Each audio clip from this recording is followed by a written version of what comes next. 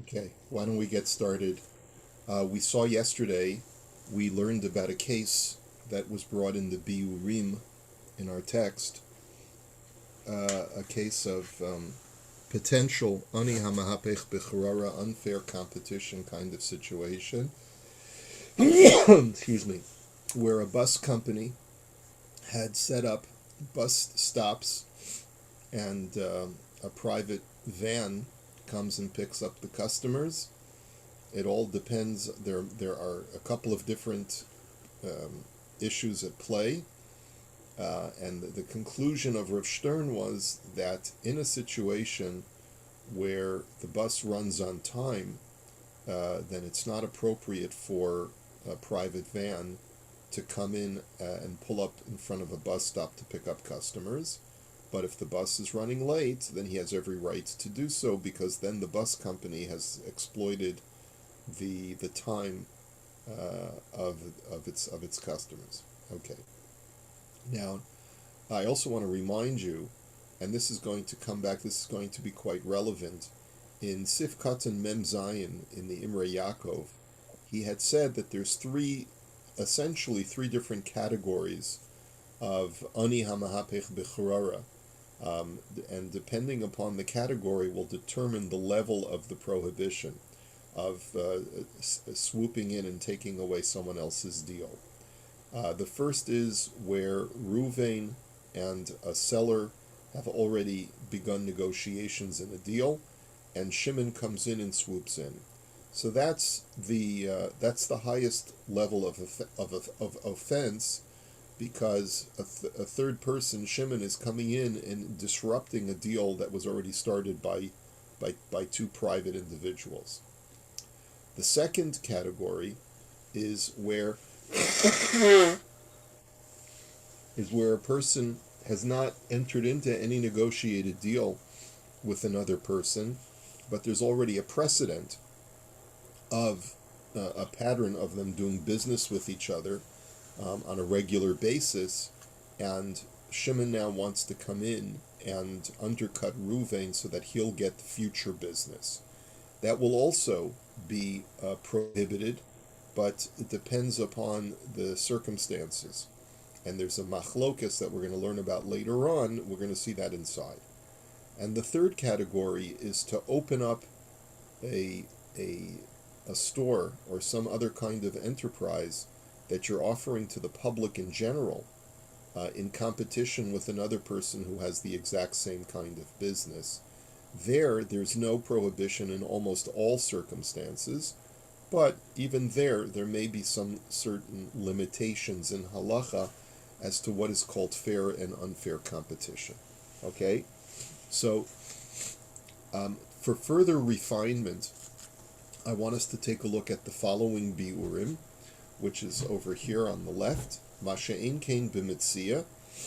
The Rav Shulchan Aruch had made a distinction between a unique item versus an item that Ruvain has already started prospecting that can be acquired somewhere else.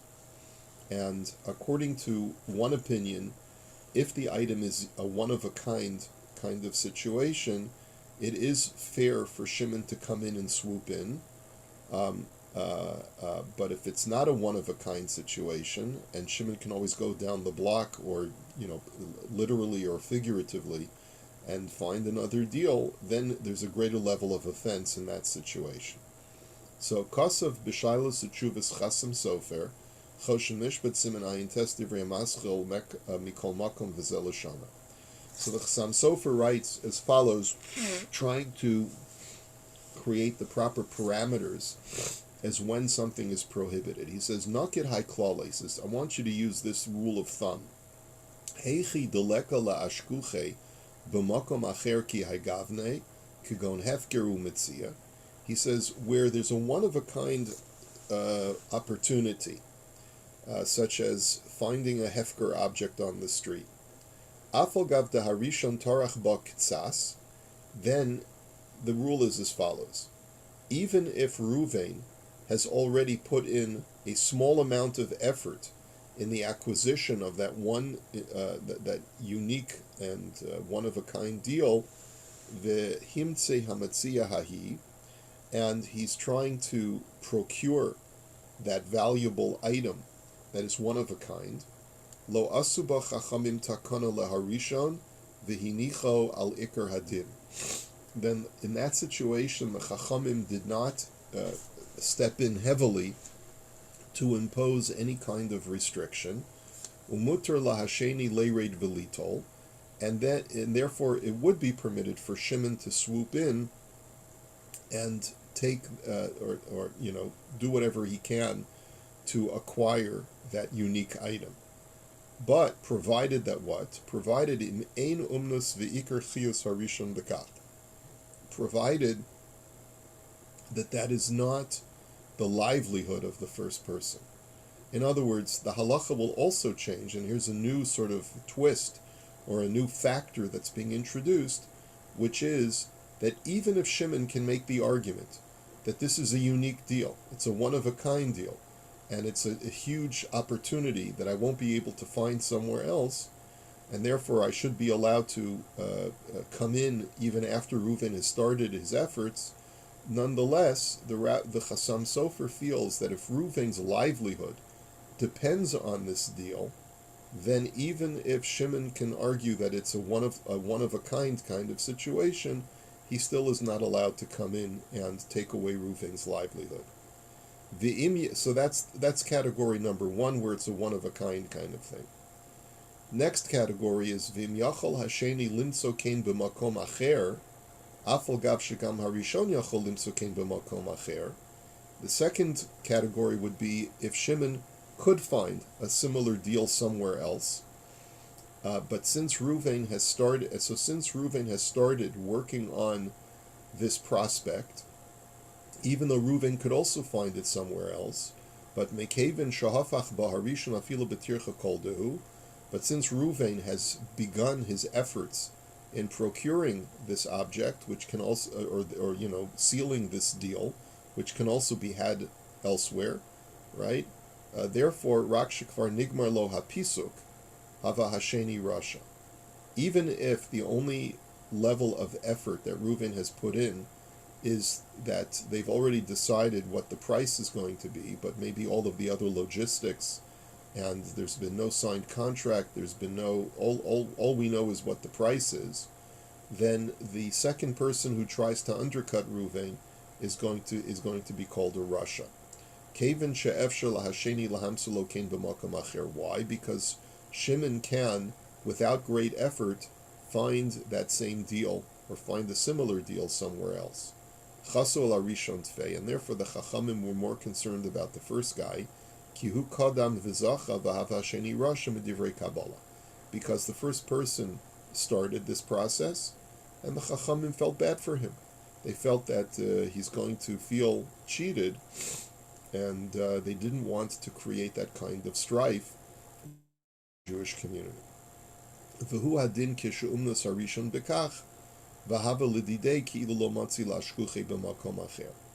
And similarly, even if Reuven hasn't even put in any effort, but his livelihood depends upon the acquisition of this deal, this is his regular business, and Shimon wants to swoop in, and even before Reuven has prospected on it and try to undercut him, thus taking away Reuven's parnasa, that also is prohibited. V'zeh posek la chiyusei ktsas. So when he's causing his livelihood to be lost, so that's a problem. Avol, but then we can turn the page. Avol, havi lahasheni hefker shelo yachol limtzo b'makom acher nikri nami rasha. Even if Shimon wants to argue that he's not going to be able to find this opportunity elsewhere, but he's nevertheless going to be called a rasha if Reuven's parnasa depends upon this deal. De la'olam koach harishon adif me hasheni, because the first person's efforts, because since he arrived first on the scene, he always takes priority over the second guy. Ucheshetarach harishon tircha meruba. Now the third category is if Ruvain, the first guy, put in considerable effort, not just a small amount of effort to, let's say, arrive at an agreed upon price, and the negotiation on price is done. But let's say there's been other effort. He took out the seller to lunch. He's wined and dined him. He's perhaps invested some level of infrastructure in his business to accommodate this new deal. So ke'ein ani hanikaf barosh hazayis, and the comparable case from the Talmud is if the guy who climbed up to the olive tree to shake off the olives, so he's put in considerable physical exertion, right? So azai afilu behefker b'hashinu lo yachol limso kein b'makom acher chamur tfei v'hava gezel mipnei darchei shalom ad kan l'sham. So in that third scenario, so then even if the item is a one-of-a-kind item, for Shimon to come in and swoop in and take away the fruits of the first guy's efforts, even though by rights it's hefker and he has a right to do so, nonetheless the rabbis forbade it absolutely. They even went so far as to say that it's a type of thievery, and it's because of darchei shalom. The only thing that you can't do is you can't sue the guy in Beis Din, right, as we learned before. But it's the highest level of prohibition. So if we were to categorize the three levels that the Chassam Sofer has given us, the three levels are as follows. One, if it's the first level, if it's a one-of-a-kind item, and the guy has only put in a small amount of effort or little effort, so then the second guy has a right to come in and say, well, I'm sorry, but I can't find this deal anywhere else, so therefore I'm allowed to come in.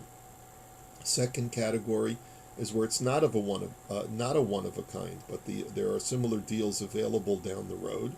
So then Shimon is called a rasha if Reuven has put in even a small amount of effort and has already begun negotiations, or if Reuven's parnasa depends upon this deal. Okay, and then the third category is where Reuven has put in considerable effort, and there it doesn't make any difference whether the deal is available elsewhere or whether it's not available elsewhere. Shimon will be called a rasha if he tries to capitalize on all of the efforts that Reuven put in trying to make this deal happen.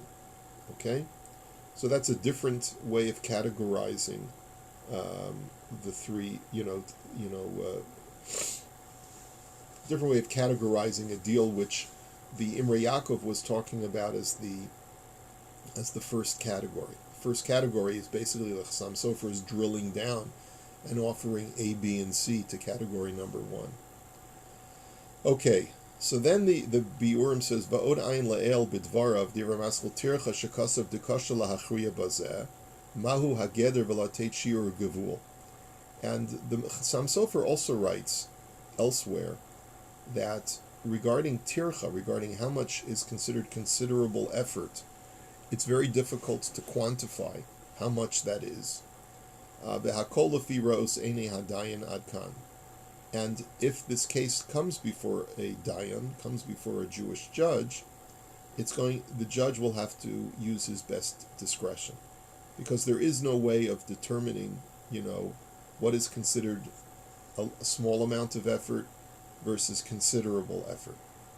Ulam b'simin kuf yud ches dibra maskal v'shayni kasav de'ein chiluk bein torach l'torach meruba o muat. But elsewhere the Chassam Sofer seems to contradict himself, because he writes that there is no distinction between small effort and large effort,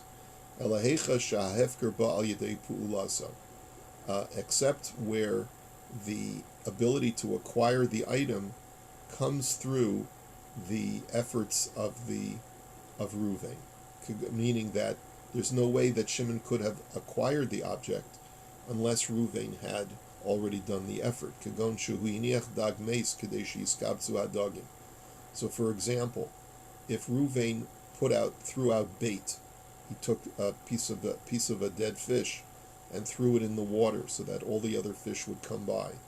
and now that there's all of the fish now are attracted to the bait, Shimon comes along and starts throwing out his nets. He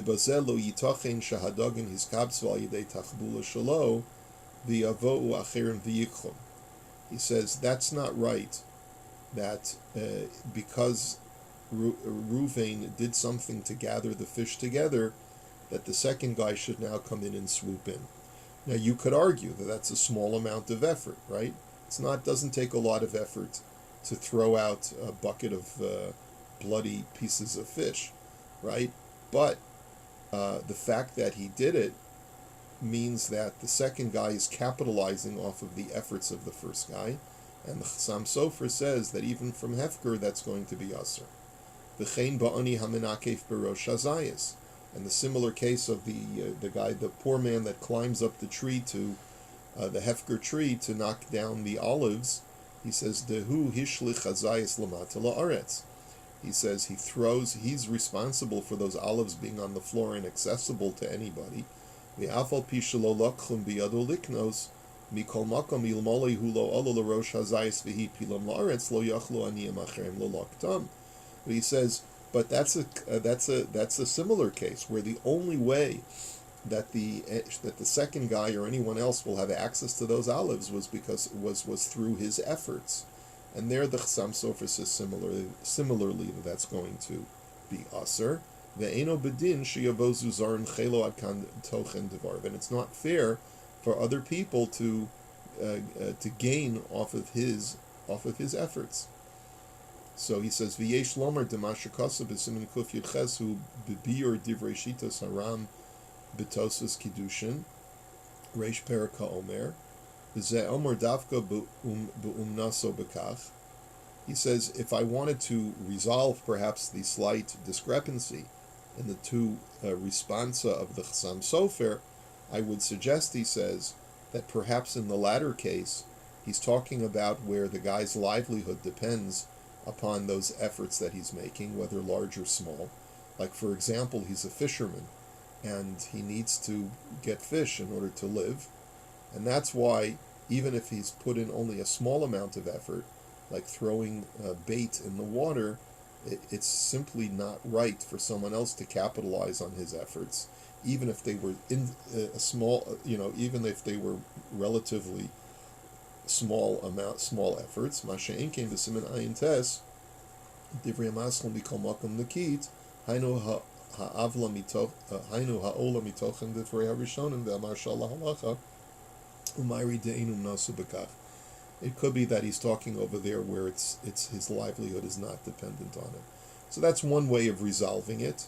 You could also say that the Chassam Sofer felt that the Chassam Sofer in the latter case was talking about where the only way that the second person has any access whatsoever to the deal is through the efforts of the first person. Whereas in the previous categorization, he was talking about a case where the first person has put in a small amount of effort, but the second guy could have procured the deal even without his efforts. But in any event, you see slight shades of gray of difference. You see basically that there's a lot of different factors that go in determining these criteria. So the only other thing I wanted to see before we go on is some of the likutim, which is, and we're not going to go through all of them, but we'll start with Yud Gimel. In the likutim, he gives cases that are quotes from actual responsa, where we're talking about a person who is prospecting a deal, and with a vendor, with a seller, like a piece of real estate or some chattel, and another guy swoops in and takes it. So there, the Rav Shulchan Aruch was pretty clear that that's going to be usher, since the first person has already started the negotiation process, or at least come up with a price. He says, Din zeh hu bein sharotza ha'mechazer liknoso hu ba'atzmo o lemachlo la'acherim. He says it makes no difference whether Ruvain's objective in this purchase is to acquire the object for himself or the real estate for himself, or whether his objective is to flip it and sell it to another party. Aval dafka ba'ofen shahamocher muchan limkor lo. But the only time it's therefore prohibited for Shimon to come in and swoop in and take away the deal is if it's clear that the seller has nothing against Ruvain. He has no aversion to selling to Ruvain. Aval im yodeya de inorotza limkor lo shori la'acher liknoso. But if, let's say, Shimon knows that the seller doesn't want to sell to Ruvain, he has no desire to sell to Ruvain, then it's permitted for him to come in, and Ruvain can't have tainas. Ruvain can't have complaints against him because the seller already told Shimon, "Listen, I don't want to sell to Ruvain. Do me a favor, come in and buy this item from me because I don't want to sell to him." Then Shimon is justified in coming in after the fact, after Ruvain has already started the process. V'ne'amanhu b'dvaro v'afilu im hamocher kofer. And then, even after the fact, if Shimon makes that claim in Beis Din, you can't call him a rasha. That he says, I know that the seller didn't want to sell it to Ruvain, and he whispered it to me without Ruvain's knowledge. And then even if the seller denies it, Shimon is not going to be incriminated in any way. V'chein lo amru ani amahapech b'charara, ela b'mi sheba litla miyad zeh shemahapech ba. Aval im bal hachrara nasan lo ba'atzmo belit v'yaso lo. He says another limitation on this law is if Shimon is swooping in and taking it away from Ruvain, where the seller has no active involvement in giving the deal specifically to Shimon. But if the seller himself gives the item to Shimon even after Ruvain started prospecting on it, so then Ruvain can't have any grievances against Shimon. V'chein hakona mimi shenotel hacharara eno nikra rasha. Another limitation is that even if a person did an evil act by Shimon undercut Ruvain, and he ended up taking the deal that Ruvain was working on, if Shimon turns around and sells the item that he acquired improperly to Levi, there can be no legal recriminations against Levi. Okay, v'chein hamaskir bayis lachavero b'tanai, shem yimtza mi sheyosef lo demei schiras harishus biyado, uba acher v'hosef al aschiras ein ze ani hamahapich b'charara. Another scenario where there's no restriction is that, let's say, Ruvain is looking to, let's say, rent an apartment, and the landlord tells him, the owner of the apartment tells him, I will rent you the apartment for X, but I want you to know that if I find a tenant who's willing to pay more than what you've just offered me, I will give the apartment to them. So if the seller or the vendor has made that stipulation at the very outset, then there can be no recriminations against Shimon who comes along and is willing to pay more. Now this is a common scenario. Let's say a guy's got an apartment for rent, and he advertises that it's $2,000 a month for his apartment, and a guy comes along and he says, well, I can only afford $1,500, and it's already been on the market for several weeks, and no one's come forward to rent the apartment. Then it's reasonable, this kind of scenario where the landlord says, look, I'm desperate, I need to get a tenant in, so I will give you the property for $1,500, but realize that if within the next week I get another offer for what I'm looking for, then our deal is off. So since that stipulation was made at the outset, then there's nothing wrong with Shimon coming in and offering what the landlord was actually trying to get, which was a higher amount than the $1,500. And the same thing would be true with the sale of goods as well. Okay, and then Rabbi, yeah, one thing about a lot of these cases that is a little confusing to me is that really at the end of the day, we're talking about how the buyers, their behavior amongst each other, but really it's the seller who really controls the situation. And we're not putting any onus on him about his behavior of how he's dealing with the potential buyers, because he really controls everything. He does control things to a certain extent. Right, and you're right. We haven't really placed too much of an onus on him. We've basically just said that Shimon, the buyer, the second buyer, is at fault. But what about the onus on the seller? And that's an excellent question. And I think so. First of all, number one, the reason why we're looking at it from the orientation of the two buyers is because we're putting both. We're putting two cases together. We're putting together a case where two people are vying for something from Hefker, like a fisherman who put out bait and the second guy comes along. There's no seller. There you're acquiring it from Hefker. It's coming from, just out in the ocean or out by the wilderness by a river. And then we're saying a comparable case in transactions would be in this situation where there's buyer number one, Ruvain, and buyer number two, Shimon, and the seller is willing to sell it, and Shimon comes in and undercuts him, right? So so that's one reason why we've chosen this orientation. But why at the end of the day have we not placed any onus on the seller?